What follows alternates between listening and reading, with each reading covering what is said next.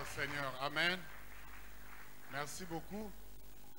Veuillez seulement saluer pour moi le frère ou le pasteur à côté de vous en lui disant « Je suis content de vous revoir ce matin ». Merci beaucoup, mes amis. Que Dieu bénisse. Merci, nous pouvons nous mettre. Gloire au Seigneur. Hier, on était en train de parler des caractéristiques d'un bon fils. Nous insistons aussi sur le fait que chaque église doit tout faire pour produire ses propres fils, les conduire jusqu'au temps où ils deviennent aussi des pères. Je crois que si nous sommes conscients de ce que nous faisons, nous devons toujours nous poser la question, après nous, que deviendra le travail que nous sommes en train de faire? Quels sont les fruits de mon ministère pendant que je suis en train de vivre? Alors, souvent quand nous parlons des caractéristiques de bons fils, il y a des gens qui nous posent la question, mais vous parlez trop de fils, mais vous ne parlez pas aussi de pères. Parce que il y a beaucoup de choses qui font que les enfants se rebellent parce que les pères se comportent aussi d'une manière ou d'une autre. Alors, je voudrais, avant d'aller à mon message d'aujourd'hui, parler sur quelques caractéristiques d'un bon père. Lorsque nous parlons des fils, nous parlons des personnes que vous avez engendrées, non seulement par le baptême ou la conversion, mais des personnes que vous avez engendrées dans le ministère. Des personnes à qui vous avez montré comment modérer, comment prêcher, comment faire ceci, cela. Alors nous tous qui sommes des fils, nous devons savoir que Dieu nous a mis à côté de nos pères spirituels pour nous préparer pour le ministère. Il y a des grandes choses que tu pourras faire demain, mais à partir d'aujourd'hui, tu as besoin de quelqu'un qui peut t'aider, qui peut te montrer quoi faire. Parce que là où tu es aujourd'hui, que ce soit celui qui est à votre côté, nous avons toujours eu des personnes qui nous ont aidés à devenir ce que nous sommes aujourd'hui. Quelqu'un qui t'a montré, quelqu'un qui t'a puni, quelqu'un qui a tonné dur sur toi, c'est pour que tu deviennes tout ce que tu es. Alors ne te rebelle jamais parce que le pasteur aux côtés de qui Dieu t'a placé est parfois dur envers toi. C'est une manière de te former pour que tu deviennes quelqu'un dans la vie. J'ai toujours dit une chose, aujourd'hui il y a une maladie parmi les jeunes serviteurs, c'est cette affaire de mentor. Vous trouvez quelqu'un qui cherche un mentor alors que son père spirituel est encore vivant. J'ai toujours dit aux gens que ce n'est pas n'importe qui a le pouvoir de t'ordonner dans le ministère. Il y a des gens qui sont dans le ministère, mais qui ne sont pas reconnus par Dieu parce que la personne qui les a ordonnés n'avait aucun pouvoir pour le faire. La seule personne qui a le pouvoir de t'ordonner dans le ministère, c'est ton pasteur ou ton père spirituel. Je ne peux pas quitter une église d'une certaine manière et aller chercher un père spirituel quelque part. C'est une crise aujourd'hui où les enfants choisissent le père spirituel au lieu que le père spirituel engendre des fils spirituels. Parfois, vous voyez un pasteur, un enfant vient le solliciter pour l'ordination, il lui promet de lui acheter ceci, cela, et il le fait facilement, sans même demander d'où il vient. Quand tu es consacré par une personne pareille, tu n'es pas toujours consacré parce que le Seigneur ne lui a donné aucun pouvoir de le faire. Ces choses maudissent beaucoup d'enfants, même ceux-là qui ont des ministères. Pourquoi? Parce que les choses ne se font pas d'une manière correcte. La Bible nous dit, Proverbe 20, verset 20, « Si tu maudis ton père ou ta mère, ta lampe s'éteindra en cours de route. » La manière dont tu sors de la maison spirituelle est très importante. Tu dois faire attention. Ce n'est pas tout le monde qui a le pouvoir de t'ordonner dans le ministère. Quand est-ce que quelqu'un peut avoir un mentor? Je peux chercher un mentor ou un autre père spirituel au moment où mon père spirituel est mort, soit spirituellement, soit physiquement. Et à partir de ce moment, je peux chercher quelqu'un qui peut m'encadrer dans le ministère. Mais il faut que cette personne soit aussi selon ou enseigne les mêmes doctrines que ton père spirituel. J'ai vu quelque part quelqu'un qui s'est fait consacrer à archbishop. On lui a demandé, mais ton père spirituel est dans la ville. Il dit, mais lui est resté père, lui est resté pasteur. Comment un pasteur peut ordonner un archbishop? C'est ça la crise que nous avons aujourd'hui avec les jeunes serviteurs de Dieu. Et nous faisons ces choses avec beaucoup de bruit et avec beaucoup d'apparence, mais parfois des choses dans lesquelles le Seigneur ne se retrouve pas. Ton père spirituel est toujours ton père spirituel. Qu'il soit chétif, qu'il soit géant, il est toujours votre père spirituel. Et nous devons faire ces choses d'une manière correcte. Les pères spirituels doivent être honorés. En tant que fils, tu dois marcher dans les enseignements qu'on t'a donnés. Je vous ai dit que ce que nous enseignons aujourd'hui, ce sont les mêmes enseignements que les apôtres ont enseignés. Aujourd'hui, vous allez voir quelqu'un, il fait fi de tout ce qu'il a appris, de tous ceux qui l'ont aidé dans le ministère. Il suffit seulement qu'il aille au Nigeria ou au Ghana et il retourne, il commence à faire beaucoup d'autres choses dans la vie. Et même la relation avec son père spirituel n'existe plus parce que maintenant il se croit grand. Regardez la plupart des gens qui font des choses pareilles, 5, 6, 7 ans et ça va finir. Pourquoi? Parce que les choses ne sont pas respectées. Amen. Amen. Amen. Si nous voulons aller plus loin dans le ministère, nous devons respecter ces choses. Alors, quelles sont les caractéristiques d'un bon père? Si nous lisons les Écritures, nous allons voir que Salomon, tout ce qu'il a fait d'abord, ce n'était pas les choses que lui-même avait achetées avec son argent. Un bon père spirituel pourvoit et amasse pour ses fils. Si vous êtes à la page 19, si vous avez le syllabus. On n'a pas beaucoup de temps de donner et de lire tous ces passages bibliques. David a fait les préparatifs pour que Salomon puisse faire le travail sans beaucoup de difficultés. Il a tout préparé pour permettre à Salomon de faire un travail paisible et de percer facilement parce qu'il a tout mis à sa disposition. Parfois, il y a des personnes, une église financièrement stable, mais lorsque vous pensez à envoyer des gens pour aller commencer des branches, vous les envoyez seulement avec la prière.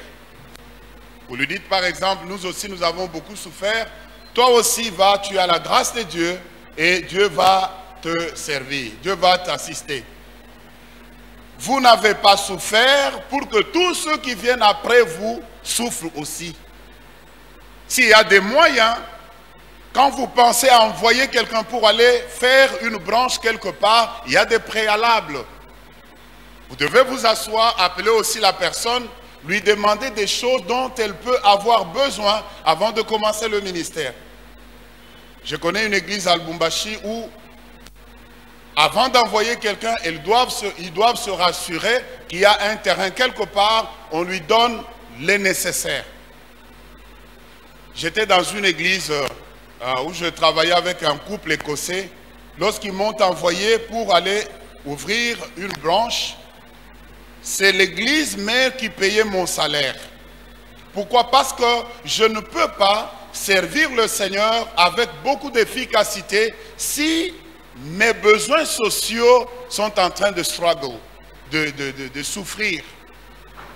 Le pasteur tel que nous sommes ici, mes frères et sœurs, si ça ne marche pas à la maison, que ça soit avec votre femme, que ça soit sur le plan social, vous ne serez jamais efficace. Pourquoi? Demain, nous allons parler sur la part du sacrificateur. Quand ça ne va pas à la maison, vous savez, un jour, j'ai été invité pour aller prêcher quelque part. Mais le samedi soir, il y a eu une incompréhension entre moi et ma femme. Et on devait partir ensemble. J'ai tout fait pour qu'elle reste à la maison afin que je prêche avec l'onction. Mais je n'ai pas pu.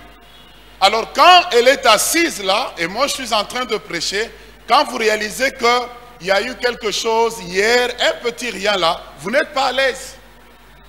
Un pasteur est allé prêcher quelque part, tellement qu'il y avait des problèmes qu'il n'avait pas résolus à la maison. Lorsqu'il prend le micro, il prêche et les gens étaient contents. Mais quand il regarde sa femme fait comme ça. Alors le pasteur dit, quand je regarde ici, l'onction descend. Quand je regarde de l'autre côté, l'onction augmente. Il a pris cette position jusqu'à la fin de son message. Donc quand ça ne va pas, vous savez les mamans telles que vous les voyez là, si ça ne marche pas, tu peux monter, descendre, elle va te montrer qu'à la maison, ça ne marche pas. Alors avant de venir à la chute, essayez un peu de arranger tout ce qui ne marche pas. Et moi je dis souvent aux femmes des prédicateurs, soyez sages maman. Votre mari a un message le vendredi ou le dimanche. Mais vous, le vendredi, vous commencez le problème. Une maman sache qu'est-ce qu'elle va faire. Que je le laisse quand même travailler jusqu'au dimanche. S'il y a un problème, peut-être dimanche soir ou lundi, on va retourner au problème. Mais vous prenez une attitude là qui dérange totalement votre mari. Parfois, c'est seulement un petit problème. Peux-tu me faire du thé? Le problème commence. Mais la maman pasteur, qu'est-ce qu'elle doit faire? Mon mari a un message. Je vous dis que ce travail que nous sommes en train de faire, c'est un travail qui a beaucoup de pression, plus que même un travail physique. Alors l'esprit de l'homme de Dieu doit être dans de bonnes conditions sur le plan spirituel et sur le plan social pour arriver à faire un ministère efficace. Amen les mamans. Que Dieu vous bénisse. Vous n'êtes pas à côté de votre mari n'est pas votre ennemi. C'est votre ami, c'est votre compagnon, c'est la moitié de vous-même. Un jour, la femme d'un pasteur vient trouver le pasteur en train de lire la Bible. Tellement qu'il n'y avait pas à manger à la maison, il dit, ah, même Paul ne lisait pas la Bible comme ça. C'est comme si elle avait fait des recherches sur la vie de Paul. Même Paul ne lisait pas la Bible comme ça. Et le pasteur vient, vous le voyez en train de, avant de prêcher, il pleure. Vous croyez que c'est le Saint-Esprit. Ce n'est pas le Saint-Esprit. Quand il regarde sur maman, il voit la situation qu'il est en train de passer à la maison. J'ai observé les mamans, excusez-moi que je dise ce que je dis. J'ai observé dans la vie de plusieurs serviteurs de Dieu. Pas ici à Kinshasa. Ceux qui sont ici ont épousé de très bonnes femmes. Mais c'est comme si la plupart des pasteurs ne sont pas tombés sur les bonnes femmes. Pas ici au Congo, peut-être en Afrique du Sud. Parce qu'un jour, un ami à moi, sa femme m'a dit, pasteur, il y avait un problème, ils étaient décidés d'abord de se séparer pendant un temps. La femme me dit, pasteur, le jour où je retournerai dans cette maison, je vais faire des choses que vous allez regretter. Parce qu'avant de partir, mon ami commençait à me dire, si on lui donne à manger, il faut appeler les enfants. Parce que la femme aurait dit des choses compliquées. Comment pouvez-vous, le pasteur a lavé ses habits seul le samedi, il les a placés sur le washing line. Et puis la sœur va pour enlever les habits, elle enlève seulement ses habits, les habits des enfants, elle laisse les habits du pasteur. La pluie tombe et le pasteur demain a un problème pour aller à l'église. Tout ça quoi? Maman pasteur ne sait pas faire son rôle à côté de l'homme de Dieu. Un jour, un pasteur va à l'église, tout. Il rentre à la maison, il y avait des problèmes. 3 semaines, il ne se parlait pas avec sa femme. Il retourne à la maison, là, il prend sa femme et la soulève dans la cuisine. La femme était très contente. Elle a dit, non, c'est qu'aujourd'hui, le message a touché cet homme de Dieu. Le pasteur la soulève, en train de parler un peu là, et puis la met sur le... Dit, chérie, oh, tu n'as jamais fait ça, ça fait beaucoup d'années. Alors papa pasteur dit, le pasteur nous a prêché aujourd'hui, il a dit, quand vous rentrez à la maison, soulevez tous vos problèmes à Dieu. Et l'homme de Dieu n'était pas à l'aise. Un jour, il fait la prière, il dit, Nzambe, Zomutunayo, pour qu'il reste en paix. Moi, je me dis ceci. Si la parole de Dieu ne peut pas changer quelqu'un, il n'y a rien d'autre qui pourra changer. Voilà pourquoi, quand vous épousez un homme, je sais qu'il y a aussi des pasteurs très compliqués envers les mamans pasteurs, je sais. Mais en tant que serviteur, en tant que couple pastoral, nous avons besoin de la paix. La Bible ne dit pas une femme, un homme sage bâtira sa maison, mais la Bible dit une femme sage bâtira sa maison, bâtit sa maison. Donc ça veut dire que quand vous êtes une maman pasteur ou bien vous êtes la femme d'un prédicateur, vous devez un peu ajouter quelque chose extra, quelque chose dans votre relation. Il y a des petites choses que vous pouvez aussi supporter parce que ce travail que vous voyez, c'est un travail où, regardez par exemple le dimanche quand les gens ne sont pas venus à l'église corporellement, normalement, regardez l'attitude de votre mari à la maison. Tout ça, ça travaille sur son moral. Alors quand vous êtes femme d'un homme de Dieu, il faut avoir beaucoup de patience et beaucoup de maturité. Amen, maman pasteur.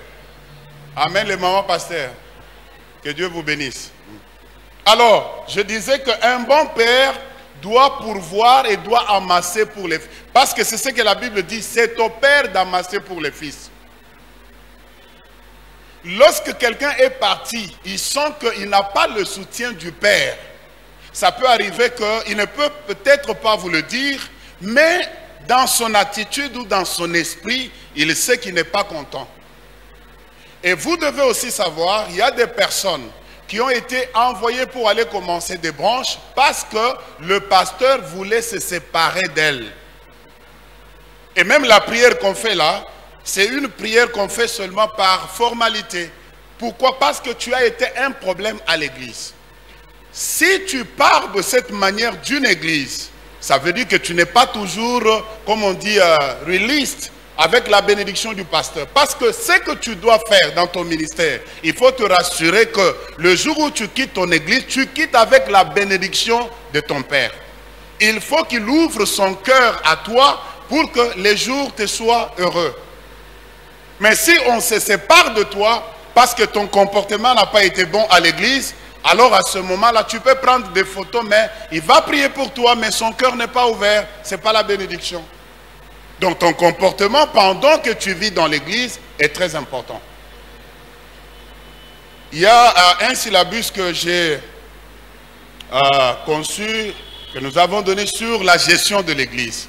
Vous savez, lorsque vous avez envoyé quelqu'un pour aller faire le travail, j'ai deux cas comme ça, où à Cape Town et ici, quelqu'un a commencé l'église a pris de l'ampleur et l'église mère a décidé d'envoyer quelqu'un d'autre. Ces choses tuent les hommes de Dieu et tuent l'église.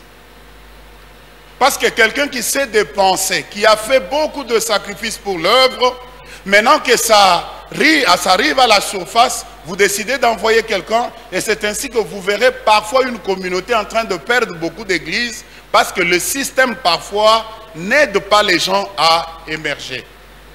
Donc nous avons intérêt de faire que les personnes qui nous ont servi aussi loyalement pendant un temps, lorsque ces personnes sont parties, qu'elles puissent aussi s'épanouir. Parce que c'est ça la joie d'un père, voir ses enfants s'épanouir. Moi je suis contre les frères qui viennent voir le pasteur pour leur dire que Dieu m'a parlé pour que j'aille commencer l'église. Je ne crois pas tellement. Moi je crois que quand vous êtes un frère dans l'église, c'est le pasteur principal qui doit sentir le besoin de commencer quelque part et vous envoyer. Ce n'est pas à vous d'initier cela. C'est comme un prédicateur qui part partout, qui demande des prédications. Ça ne vous honore pas. Vous devez vous faire respecter. Quand vous vous respectez vous-même, les autres vont vous respecter. Et la plupart des personnes qui disent que Dieu m'a parlé pour que j'aille commencer, souvent ce n'est pas Dieu. Souvent, ce n'est pas Dieu. Moi, je crois, si Dieu me parle pour que j'aille commencer, il sait que je suis sous l'autorité, il va parler à cette autorité-là pour me conduire. Je ne peux pas initier les choses par moi-même. Et il y a toute une procédure. Le pasteur va t'appeler pour te demander qu'est-ce que tu veux, les choses dont tu as besoin, peut-être un micro ou quelque chose. Et ce jour-là, lui-même doit être là à l'ouverture pour t'installer là-bas. Mais si tu vois ton pasteur le jour où tu lances le ministère, il te dit je suis occupé quelque part, c'est-à-dire qu'il n'a pas la chose au cœur. Il t'a libéré seulement, il s'est séparé de toi. mais il ne t'a pas libéré. Donc tu dois avoir la bénédiction du Père. Nous disons Amen. Alors, nous en tant que Père, nous devons pourvoir aux besoins de nos fils, les équiper avec les moyens qu'il faut pour qu'ils aillent aussi bâtir, afin qu'ils ne souffrent pas comme nous avons souffert. Amen. Un bon père forme le fils et lui montre tous les secrets de réussite dans le ministère. La meilleure formation, c'est quand vous commencez aussi à déléguer le pouvoir au fils afin de faire certaines choses. Et je veux vous dire, il n'y a pas quelque chose de frustrant dans l'église comme celui de travailler avec des personnes qui ont un titre dont ils n'ont pas le ministère. Parce que la personne aura beaucoup d'ambition, alors que lorsque vous regardez la personne, elle n'a pas tout ce qu'elle dit qu'elle a. Alors le Père est là pour former. Comment est-ce qu'on forme? On commence à donner un peu, on délègue un peu le pouvoir. On te dit, tu vas prêcher ou tu vas conduire le culte, tu vas interpréter, tu vas faire ceci, cela. Et c'est de cette manière-là qu'on forme. Et lorsqu'on te forme, tu t'assois avec ton pasteur, il te donne des corrections sur, prends cela avec beaucoup d'humilité parce que c'est pour ton bien. Mais si toi tu crois parce que tu as prêché aujourd'hui et que les gens ont acclamé et le pasteur est jaloux de toi, le pasteur ne peut jamais être jaloux de toi. Amen. Amen. Donc tu dois être fidèle dans ce que tu fais. Moi je dis souvent, quand tu rejoins une église, tu peux déjà être docteur. Mais lorsque tu viens dans cette église, tu dois être prêt à faire tout ce qu'on te demande de faire. Si on te demande de modérer, ne prends pas d'abord ton titre de docteur, le mettre là-bas. Il y a des gens, on te dit, ok frère, tu peux modérer, c'est la première fois. Oh, le pasteur veut commencer par là. Mais toi, tu vas dire, non, pasteur, vous savez, la modération, ce sont des petites choses que je laisse souvent aux enfants. Mais j'ai un grand enseignement qui va changer cette église. Le jour que je vais donner cet enseignement-là, cette église ne sera plus la même. Donc, tu ne sais pas en disant des choses comme ça, c'est que tu communiques. Parce que tu dis à ce pasteur-là, tel que vous me voyez là, je suis une brique, je ne suis pas une pierre. Donc, moi, quand je viens dans une église, je n'ai pas même besoin de me présenter comme tel. J'ai besoin d'abord, je dis ici, Dieu me conduit d'être ici, alors je dois me disponibiliser. Je dois faire ce que le pasteur me demande de faire. L'église peut ne pas avoir besoin d'un docteur. Pendant ce temps-là, l'église a seulement besoin de quelqu'un qui peut balayer la salle. Je me disponibilise. C'est en faisant cela que l'esprit ou le ministère que tu as sera découvert par le pasteur principal. Moi, tel que vous me voyez là, j'ai appris, quand j'ai commencé l'église en Afrique du Sud, chaque samedi, j'allais moi-même pour torchonner et pour placer les chaises. Et le dimanche matin, je dois être là avant tout le monde. Donc, même aujourd'hui, la balayer pour moi, ça ne peut pas faire un problème. Je disais aux frères avec qui nous travaillons, je lui disais, il y a un jour où on ne fera plus ces choses ici. Et évidemment, il y a eu des gens qui sont venus et on ne fait plus ces choses. Les apôtres, lorsqu'ils ont commencé, quand vous lisez les actes des apôtres, Dieu les utilisait dans tous les ministères. C'était des apôtres, c'était des pasteurs, c'était des évangélistes et dans toutes ces choses. Au début de l'église primitive. Alors vous aussi, quand vous commencez le ministère, vous devez être prêts à faire toutes ces choses. Aujourd'hui, nous avons des gens, des serviteurs, surtout des jeunes, qui ne savent que porter de grosses vestes avec des cravates. Ce sont des chefs déjà. Ils n'ont pas appris à torchonner. Ils n'ont pas appris à dormir sur les bancs. Ils n'ont pas appris à placer les bancs pour leur pasteur. De sorte que quand ils viennent pour la prière, que les pasteurs soient bien là-bas. Et ils n'ont pas appris toutes ces choses. Ils sont directement pasteurs, révérends. Ils s'appellent même révérends. C'est bien. Mais la formation est très importante. Parce que quand tu es bien formé, tu verras que tu n'es pas au-dessus de certains travaux dans l'église. Moi, quand j'arrive à l'église, enlever, prendre un papier, ramasser un papier, ça ne me retranche rien. Ça ne me retranche rien. Parce que c'est comme ça que nous avons été formés.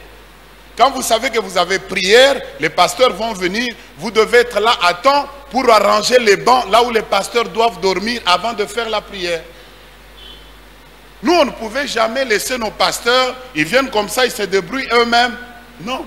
Ou soit vous allez manger quelque part, le pasteur doit tenir le bassin d'eau pour toi. Jamais. On ne pouvait jamais accepter des choses comme ça. Mais les ministères d'aujourd'hui, c'est vraiment un problème. Tout ça pourquoi? Parce que nous ne prenons pas le temps de former. Nous ne prenons pas le temps de former. Et la formation ici n'est pas seulement théorique, d'abord pratique. Parce que le pasteur, nous allons le voir, doit être convaincu des personnes avec lesquelles il travaille. Et c'est son choix dans l'église. Mais si nous faisons les choses otherwise, ça sera un problème. Un bon père montre à ses fils la voie à suivre. Il leur souhaite la réussite et le progrès. Proverbe 23, 19, Jean 14, 12, 1 Timothée 1, 2. La joie de tout père spirituel, c'est de voir ses fils prospérer et marcher dans la voie de la vérité. 3 Jean 1, 4, 2 Corinthiens 24, Philippiens 4, 1. Donc, nous devons avoir la joie de voir que nos fils sont en train de progresser. Jésus a dit, parce que je pars, vous ferez des choses plus grandes que celles que moi j'ai faites. C'est ça la joie d'un père. Que ses enfants puissent faire mieux. Et lorsque les enfants font mieux, et se réfèrent aussi toujours et n'oublient jamais leur père, le fils va toujours aller dans la joie. Moi, j'ai toujours dit, vous savez, dans l'église, vous pouvez être des docteurs, des pasteurs, oui, vous êtes égaux. Mais sur le plan administratif, c'est le pasteur qui dirige l'église. Et quand nous sommes là, malgré tous les ministères, nous lui sommes soumis. La seule personne qui peut prendre sa dîme, la sortir de cette église pour donner à son père spirituel, c'est le pasteur principal. Tous les autres serviteurs dans l'église doivent donner leur dîme dans cette église-là. Nous comprenons, n'est-ce pas? Pourquoi? Parce que vous n'êtes pas le premier après Jésus. Au-dessus de vous, il y a quelqu'un. Et c'est à cette personne-là que vous devez donner votre dîme, même si vous êtes des docteurs et des pasteurs dans l'église. C'est comme ça que l'église locale doit fonctionner. Donc la seule dîme qui peut sortir de cette église, c'est la dîme du pasteur principal. Tous les autres serviteurs, d'ailleurs, pour la promotion des serviteurs, il y a des critères, des conditions. Si quelqu'un ne donne pas sa dîme à l'église, il ne peut pas être un bon serviteur. Il ne peut même pas être consacré parce qu'il n'est pas fidèle. Tu vas enseigner quoi? Un jour, on devait décider sur les salaires du pasteur. Un autre pasteur s'est opposé. Il a dit non, c'est trop, beaucoup d'argent. Le pasteur peut aussi chercher du travail, toutes ces choses-là. Le pasteur ne parlait pas de lui-même. Il parlait de la personne qui devait aller ouvrir une branche quelque part. Alors après avoir discuté 2, 3, 4 fois, et après le pasteur dans une réunion, après la prière, il dit que la personne qui doit aller dans cette branche-là, c'est tel frère. La même personne qui s'opposait là. Alors la personne a trouvé que je m'opposais à mon propre bonheur. Et après quelque temps, il va réunir les autres pour leur dire, est-ce que vous ne pouvez pas dire au pasteur de faire ce qu'il avait proposé là? Vous savez, c'est pourquoi je dis parfois à l'église, on ne devait pas parler du mauvais cœur à l'église, parmi les serviteurs de Dieu. Aujourd'hui, c'est comme si beaucoup de serviteurs ne sont pas convertis. Parce que quand nous voyons les fruits de ce qui se fait à l'église, vous avez l'impression qu'il y a beaucoup de personnes qui ont sauté cette étape-là de la conversion pour commencer à servir le Seigneur. Et ça se justifie. Matthieu 7 dit, Jésus dit, je dirai à certains qui me diront, nous avons fait ceci en ton nom, nous avons chassé les démons. Mais Jésus leur dira, je ne vous ai jamais connu. C'est possible que nous ayons des personnes qui disent qu'elles servent le Seigneur, qu'elles prêchent la parole de Dieu, mais sans être connues par le Seigneur. Et cela se fait voir par les fruits que nous avons dans l'église. Comment se fait-il que dans une même église, on peut parler de l'empoisonnement? Je ne sais pas, prendre une décision de tuer quelqu'un, je ne sais pas quel genre de cœur on peut avoir pour une telle décision. Mais ça se fait dans les églises. Aujourd'hui, de pasteurs, même dans une même église, les gens ne peuvent plus manger ensemble parce qu'on se soupçonne. Je crois que c'est l'infiltration de l'œuvre de l'ennemi pour affaiblir l'église de Jésus. Alors nous avons beaucoup de choses à relever dans notre ministère aujourd'hui. Parce que si l'église continue avec cette même allure, après quelque temps, on ne parlera plus de l'église de Jésus. Mais moi je crois, Jésus a dit, les portes de séjour des morts ne prévaudront jamais contre mon église. Nonobstant tout ce que les hommes et les femmes feront, l'église de Jésus existera toujours. Alors voilà pourquoi le pasteur a un grand travail dans l'église. De gérer toutes ces situations-là.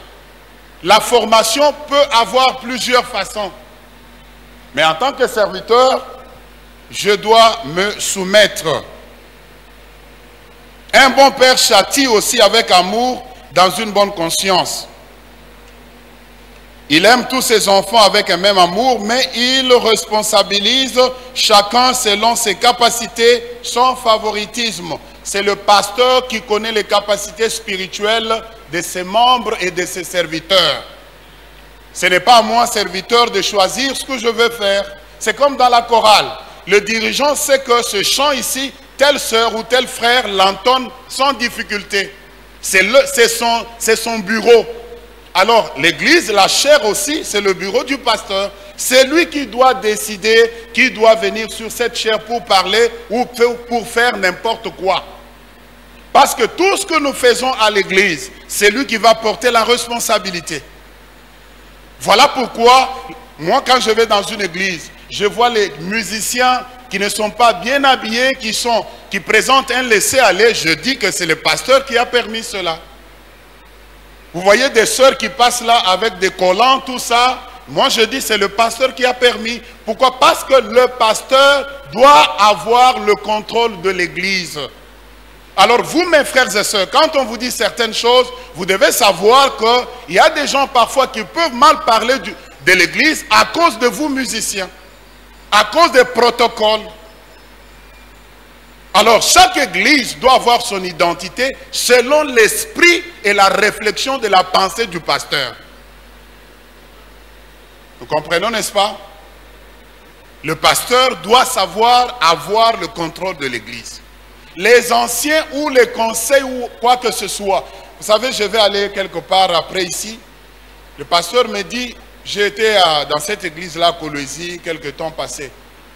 Quand j'étais à Lubumbashi au mois de mars, le pasteur a quitté pour venir me dire la situation de l'église. Qu'est-ce qu'il y a eu? Les gens ont quitté l'église. Pourquoi? Parce que le pasteur, quand il a changé le programme selon Corona, ils ont eu l'information, le pasteur était à Lubumbashi, et eux ont eu l'information à partir de son secrétaire à l'église. Et ils en ont fait un problème, ils ont quitté l'église. L'œuvre que nous sommes en train de faire, frères et sœurs, dépend aussi plus des compétences et du cœur des personnes qui travaillent autour de vous. Alors c'est pour cela, nous allons voir tout de suite, quelles sont les modalités, qu'est-ce que Jésus a fait, même Moïse, pour choisir son équipe. Quand vous n'êtes pas convaincu d'une personne autour de vous, il faut être libre. Parce que des choses que nous faisons sans conviction vont nous rattraper dans le futur. Il y a certaines personnes, pour les aider, vous pouvez les aider même de loin. Ils ne doivent pas toujours être prêtes de vous. Parce que vous avez besoin de la paix. Vous savez, dans le ministère de Jésus, Judas était très important pour lui. Pourquoi? Parce que Jésus était venu avec une mission courte. 33 ans et demi, il devait retourner. Alors il avait besoin de quelqu'un qui pouvait le trahir. Mais toi, tu n'es pas comme Jésus. Judas n'est pas important pour toi. Quand tu découvres Judas dans ton ministère, il ne faut pas faire comme Jésus. Jésus avait besoin de lui. C'est pourquoi la seule chose qu'il pouvait garder Judas là-bas, c'était l'argent. C'est pourquoi il lui a donné la caisse de l'église. Il lui a dit, parce que si lui, même dans la caisse là, il volait, Jésus savait. Il dit, si je ne fais pas ça, il va quitter avant. Or, j'ai besoin de lui, parce que c'est lui qui doit m'amener à la croix. Mais toi, tu n'as pas besoin de faire 3, à moins que tu aies une mission de 3 ans et demi comme Jésus. Voilà. Judas n'est pas important pour toi parce que tu veux demeurer longtemps pour faire le travail de Dieu. Si tu dis que nous sommes comme Jésus hier, aujourd'hui, éternellement, gloire à Dieu. Si tu veux le rejoindre, garde le Judas à côté de toi. Un bon père doit châtier avec amour. Là où il y a des erreurs, d'ailleurs, vous savez, dans les enseignements de leadership, un leader qui ne sait pas se fâcher, ce n'est pas un leader. Les gens doivent savoir quand vous êtes fâché, quand vous êtes content et quand vous n'êtes pas content. Et les hommes et les femmes de l'église doivent faire les choses dans l'esprit du pasteur. Parce que l'église que vous voyez là présente son pastorat comme l'église de Corinthe qui présentait l'apostolat de l'apôtre Paul. Alors les personnes qui doivent venir de votre église doivent avoir le caractère que vous leur avez inculqué. Alors ça c'est le travail du pasteur. Nous tous qui sommes dans l'église, nous devons savoir reconnaître et accepter le pouvoir et les droits du pasteur. J'apprécie beaucoup votre calme. Un bon père propulse ses fils, élargit l'espace ministériel pour eux, ainsi de suite. Il y a des gens qui sont devenus de grands aujourd'hui parce qu'ils ont été sous les épaules de leur père spirituel. On les a envoyés par-ci, par-là pour aller travailler. Et on les a connus. Aujourd'hui, ils sont élevés parce qu'ils ont été loyaux à leur père spirituel. Ton père spirituel ne peut jamais t'ouvrir des portes s'il sait que tu es un rebelle et tu lui poses beaucoup de problèmes. Si tu veux te bénir, il faut être loyal, il faut t'humilier dans l'église. Tu ne peux pas servir Dieu si tu n'as pas encore appris à servir un homme. C'est très important dans le ministère. Josué est appelé serviteur de Dieu seulement après la vie de Moïse. Mais pendant tout le temps que Moïse vivait, Josué était appelé serviteur de Moïse. Ça devient très difficile aujourd'hui de voir des personnes qui acceptent de servir les autres. Tu ne peux pas servir Dieu que tu ne vois pas avec tes yeux physiques sans avoir accepté de servir un homme. Il faut apprendre à servir Dieu au travers des hommes. Tu es pasteur, c'est parce que Dieu a placé des hommes devant toi. Tu sers Dieu à travers les membres de ton église. Donc, si tu n'as pas encore appris à servir un homme, Dieu ne te donnera jamais des gens qui vont te servir aussi. Josué a reçu beaucoup de serviteurs parce qu'il a servi Moïse. Élisée, la même chose. Il a fait un long parcours avec Élie pour arriver à avoir ce que Élie avait et qui devait lui donner vraiment de l'impact dans le ministère. Élisée a eu beaucoup d'occasions qui pouvaient lui permettre de rester soit à Bethel, soit à Gilgal, parce qu'avec le ministère puissant d'Élie, partout où il partait, il y avait la masse. Élie lui-même dit à Élisée, tu peux rester ici. Si tu restes ici, tu vas faire un grand ministère. Regarde beaucoup de gens qui sont venus. Nous allons quitter ici pour aller à Gilgal ou à Jéricho. Mais si tu restes ici, Élisée disait non, je n'ai pas encore la chose qui va me faire. Parce que si je reste ici, toutes ces personnes sont venues parce qu'ils savent que c'est Moïse et Élie qui est là. Et elles sont venues par rapport au ministère puissant d'Élie. Si je reste là, après quelque temps, ces personnes vont partir parce qu'ils vont voir que je n'ai pas ce qu'Élie a. Savez-vous qu'il y a des gens dans le ministère qui ne sont pas appelés à aller commencer leur propre ministère, qui doivent rester là jusqu'à la fin de leur ministère? Tu dois te connaître. Tu manifestes ce que tu manifestes là parce que tu es à côté et sous l'autorité et sous l'onction de quelqu'un d'autre. C'est pourquoi tu sembles aller de l'avant. Le jour que tu vas décider de quitter cet endroit-là, tu vas voir que les choses vont sécher. Alors tu dois prendre toutes ces choses. Élisée n'était pas un opportuniste parce que s'il l'était, il serait resté soit à Gilgal, soit à Jéricho, soit à Bethel. Mais il a dit non. Le jour où je vais recevoir la double portion de mon chef, c'est alors que je pourrai aussi commencer à faire de grandes choses. Et il a fait ce parcours-là à côté d'Élie jusqu'à un certain temps. Aujourd'hui, nous avons beaucoup de ministères qui sont à la hâte. Moi, je me regarde, je dis que je suis prêt. Je me compare aux autres. Alors que mon père spirituel, quand il me voit, il trouve que je ne suis pas encore prêt, mais je serai un bon serviteur de Dieu dans le futur. La formation est très importante. Dans d'autres milieux, on ne peut pas consacrer quelqu'un dans le ministère sans avoir fait au moins 3 ans d'études bibliques. Et c'est très important, les études bibliques aussi. Il n'y a pas moyen que tu sois. Il y a beaucoup de choses que nous avons apprises à travers les écoles bibliques. Alors si tu es du genre de personne qui est toujours en train de contredire, tu vas te faire du mal toi-même. Regardez les professions les plus intéressantes ou les plus strictes qui s'attachent directement à la vie des gens, qui traitent la vie des gens. Les pilotes, les médecins et les autres.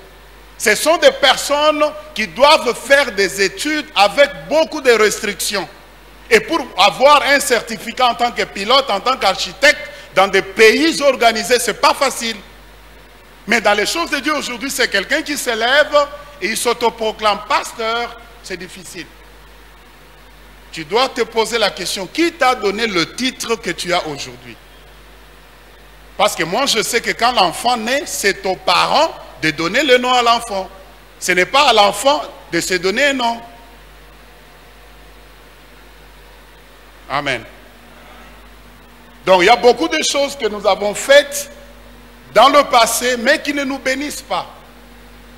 Et nous devons revoir notre façon de servir le Seigneur. Qui m'a donné le titre que j'ai? Qui m'a consacré dans le ministère? Quel pouvoir avait-il sur moi? La personne qui peut te consacrer, c'est ton père spirituel, ton pasteur, ou soit il peut déléguer son pouvoir à un autre pasteur dans la ville où tu es pour le faire en son nom. À partir de ce moment-là, c'est toujours lui qui t'a consacré, mais au travers de son ami. Alors quand les choses n'ont pas été faites de cette manière-là, et quand tu rencontres des difficultés dans ta vie, Dieu t'attend toujours là où tu l'avais laissé. Il faut avoir le courage de retourner pour bien recommencer. Et c'est très important. Amen. Ok, je m'arrête ici. Vous allez lire les autres choses dans le syllabus. Je vais aller à la dernière leçon qui parle de la sélection sacerdotale. Il nous reste quelques minutes. Nous allons parler un peu et puis nous allons laisser le micro. La sélection sacerdotale. Quelle était la méthode de Jésus et quelle était sa technique? Nous allons lire Marc chapitre 3 versets 13 à 19. Et puis nous lisons également Nombre 11, 16 à 18. Je vais lire pour vous rapidement. Marc 3 à partir du verset 13 dit le suivant. Il monta ensuite sur la montagne, il appela ceux qu'il voulut. Je voudrais que vous souligniez cette phrase-là, ceux qu'il voulut. Et ils vinrent auprès de lui. Il en établit 12 pour les avoir avec lui et pour les envoyer prêcher avec le pouvoir de chasser les démons. Voici les 12 qu'il établit. Simon, qu'il nomma Pierre, Jacques, fils de Zébédée, et Jean, frère de Jacques, auquel il donna le nom de Boanerges, qui signifie fils du tonnerre, André, Philippe, Barthélemy, Matthieu, Thomas, Jacques, fils d'Alphée, Thaddée, Simon le Cananite, et Judas Iscario, celui qui livra Jésus. Vous devez aussi souligner, parce qu'il est important à la vie de Jésus. Ils se rendirent à la maison. Nombre 11, 16 à 18. L'Éternel dit à Moïse, assemble auprès de moi 70 hommes des anciens d'Israël, de ceux que tu connais. Vous pouvez aussi souligner cela, comme anciens du peuple et ayant autorité sur lui. Amène-les à la tente d'assignation et qu'ils s'y présentent avec toi. Je descendrai et je te parlerai. Je prendrai de l'esprit qui est sur toi et je le mettrai sur eux, afin qu'ils portent avec toi la charge du peuple et que tu ne la portes pas à toi seul. Tu diras au peuple, sanctifiez-vous pour demain et vous mangerez de la viande, puisque vous avez pleuré aux oreilles de l'Éternel en disant, qui nous fera manger de la viande? Car nous étions bien en Égypte, l'Éternel vous donnera de la viande et vous mangerez. Amen. Qu'est-ce que Dieu dit à Moïse, il dit à Moïse ceci: tu as une grande œuvre devant toi, mais cette œuvre, tu ne vas pas la porter seul. Ici, Dieu se place devant Moïse pour dépendre de lui. Il lui dit: les personnes que toi tu reconnais sont celles que tu vas m'amener et moi je vais les authentifier. Je vais les consacrer, je vais les oindre. Mais Dieu dépend de son serviteur. Il dit: c'est toi qui dois les choisir. Des personnes que toi tu reconnais dans ton milieu comme des anciens, amène-les devant moi. Vous comprenez ici que Dieu accepte tellement qu'il faisait confiance à Moïse. Il lui dit: toi tu choisis et moi je vais oindre. Lorsque Paul parle aux Galates, il leur dit qu'il est serviteur de Dieu par la volonté de Dieu, non par la volonté de l'homme. Il montre qu'il y a 3 voies à travers lesquelles quelqu'un peut se retrouver dans le ministère. Ça peut être par la volonté de Dieu, ça peut être par la volonté de l'homme, ça peut être par la volonté de l'homme lui-même, ou ça peut être stratégiquement par le diable pour causer beaucoup d'obstacles ou préjudicier l'Église de Dieu sur la terre. Alors, ces personnes ici, c'est Moïse lui-même qui devait les choisir et les présenter devant le Seigneur. Et c'est la même chose avec Jésus. Jésus dit, la Bible nous dit, Jésus a appelé des personnes qu'il voulut être avec. Donc, c'est-à-dire, il n'y a pas quelque chose de frustrant comme celui de travailler avec des personnes que vous ne voulez pas à côté de vous. Parce qu'il est déjà appelé pasteur, mais vous-même vous êtes convaincu qu'il n'est pas pasteur. Mais il est déjà là, tout le monde l'appelle déjà pasteur. Vous allez faire quoi? Il faut avoir du courage. Quelqu'un m'a posé la question: si vous réalisez que votre leadership n'est pas compétent, qu'est-ce que vous allez faire? Il faut avoir du courage de restructurer toutes choses. Parce que vous ne pouvez pas continuer avec un système qui ne vous aide pas à aller de l'avant dans le ministère. Alors vous devez avoir le courage de dire que telle personne, je veux que tu sois là où je suis. Et c'est le pasteur qui doit décider sur des personnes qui doivent occuper des départements de l'église. Je ne peux pas venir aller là-bas, me placer moi-même, non. Ça doit être sous le mandat de l'église, du pasteur. Voilà pourquoi, dans le travail, dans le bureau du pasteur, le pasteur doit s'asseoir pour faire des enseignements qu'il faut à tout département. Parce que tous les départements qui viennent ici, qui travaillent dans cette église, doivent travailler selon l'esprit du pasteur. Parce que Dieu a dit: je vais prendre l'esprit qu'il y a sur toi et je vais aussi mettre sur... Ici, ce n'est pas le Saint-Esprit.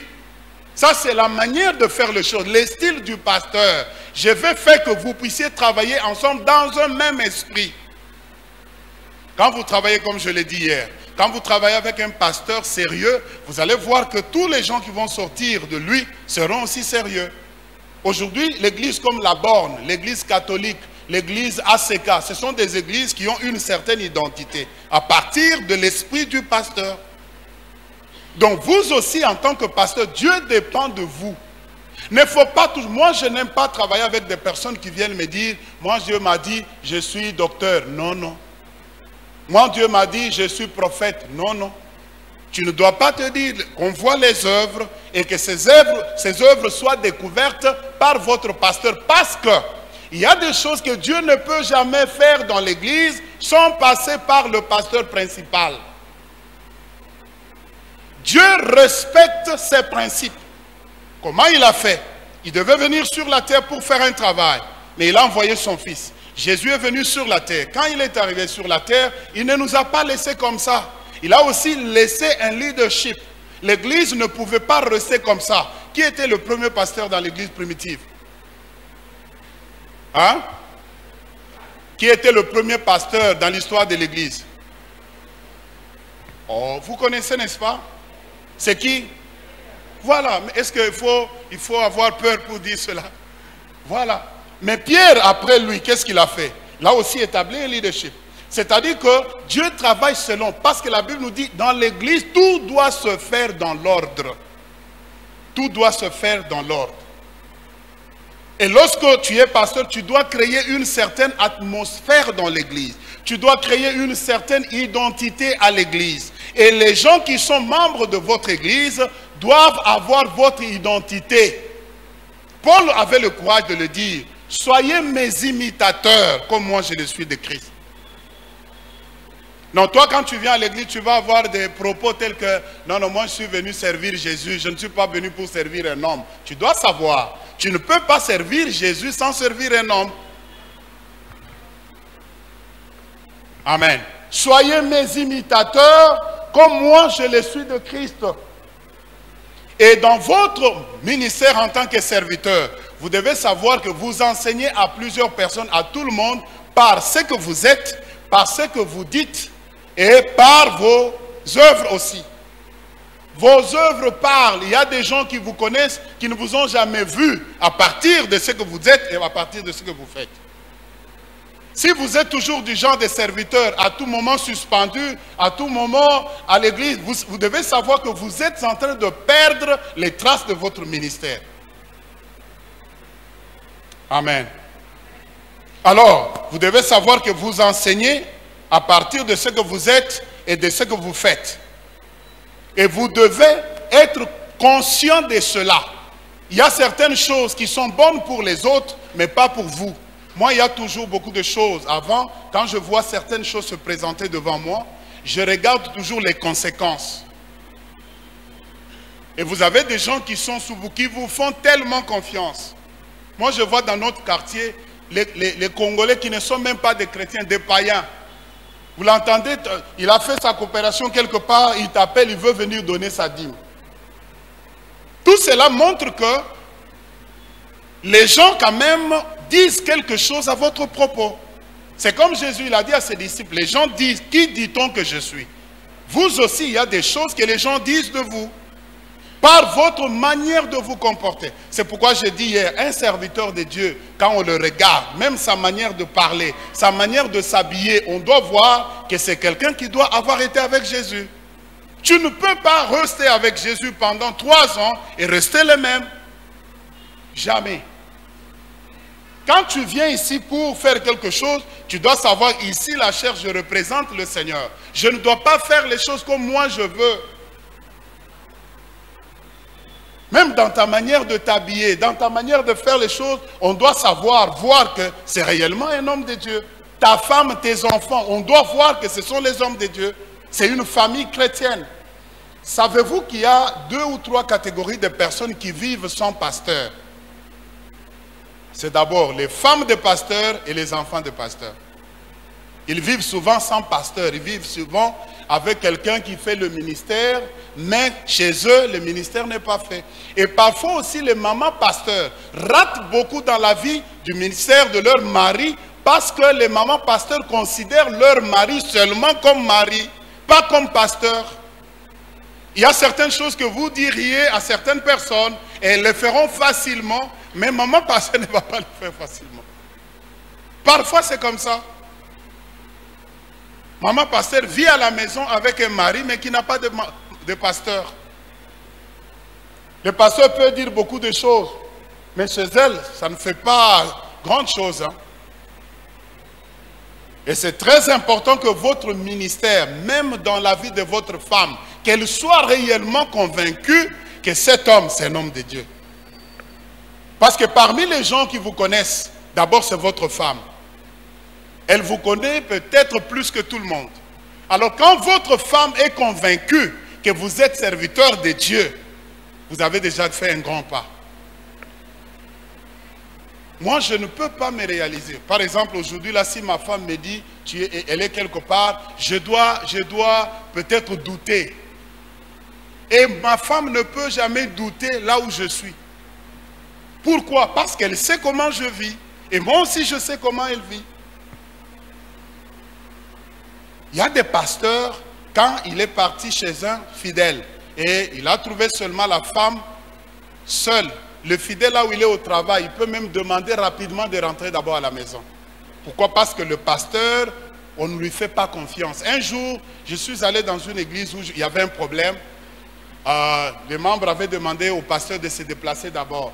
quand je suis allé, comme ils savaient que j'étais son ami, ils me disent, bon, pasteur, vous savez, nous connaissons la faiblesse de notre pasteur. Notre pasteur, c'est les femmes. Nous connaissons sa faiblesse. Mais, qu'est-ce que nous pouvons faire? Nous sommes là.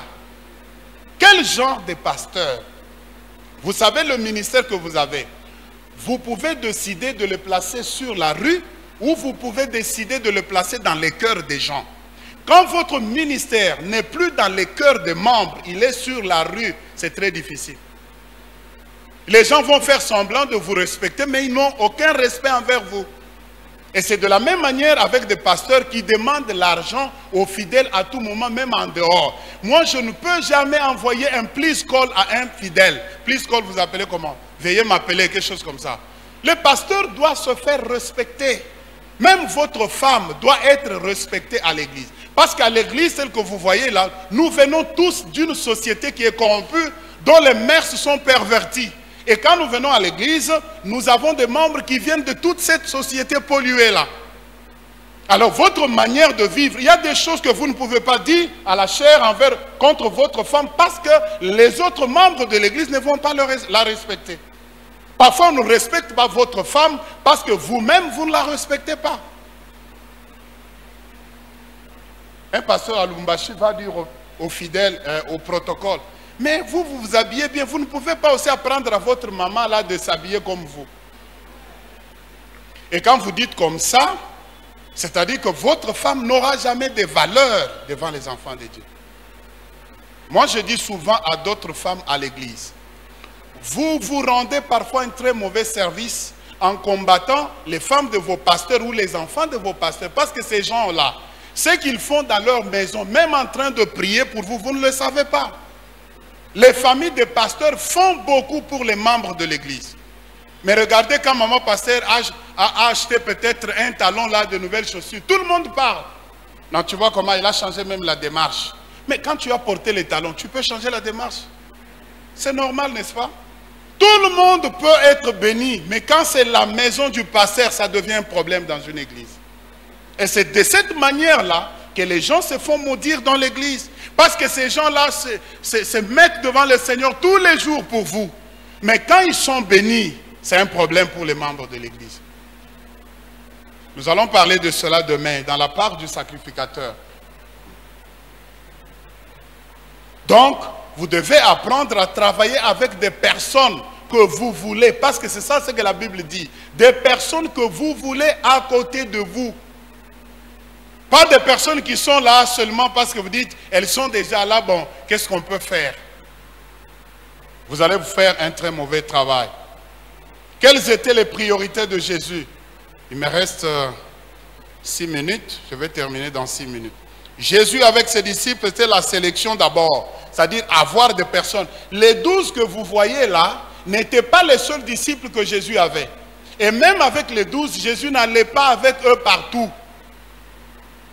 120, Jésus a choisi quelques personnes, il est arrivé jusqu'à 12, et parmi les 12, il va prendre 3, il monte avec eux. C'est comme ça que l'église, ce n'est pas parce que nous sommes tous serviteurs que nous avons la même place dans le cœur du pasteur, non. Ça dépend de nos capacités et ça dépend aussi de la manière dont nous nous comportons à l'église. Il y a des serviteurs, quand vous n'êtes pas là, s'ils sont là, vous êtes à l'aise. Il y a aussi d'autres.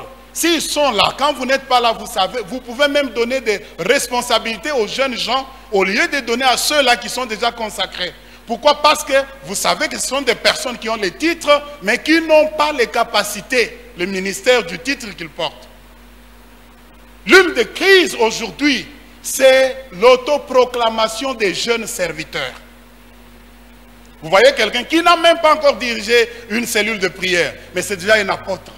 C'est déjà un ceci, cela. C'est déjà un bishop. Mais quand vous regardez, vous trouvez qu'il n'a même pas la capacité d'être un diacre à l'église. C'est un jeune garçon qui a encore la vie du monde, qui fait tout plein de lui-même, mais il est déjà apôtre. Et c'est ça la crise. Un jour, un ami va dans une conférence des serviteurs. La liste passe. Il était à côté de 2 garçons qu'il avait encadrés dans le ministère. Alors le pasteur a écrit seulement pasteur Jean. La liste passe. L'autre, c'était l'apôtre. L'autre, c'était, je ne sais pas, Bishop ou qui. Quand il voit la liste, il regarde comment le pasteur avait écrit Pasteur Jean, il se regarde. Après, il regarde le pasteur. Le pasteur dit, c'est quoi? Il dit, vieux, je vais ramener au salle. Bishop na auto, comment déjà apôtre na banin, yo kaka pasteur. Alors, ils ont effacé pasteur, ils ont écrit là-bas évêque.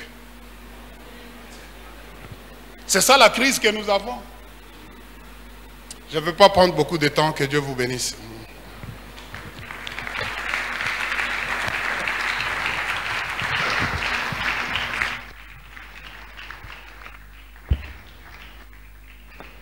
Est-ce qu'on peut ajouter des acclamations, s'il vous plaît?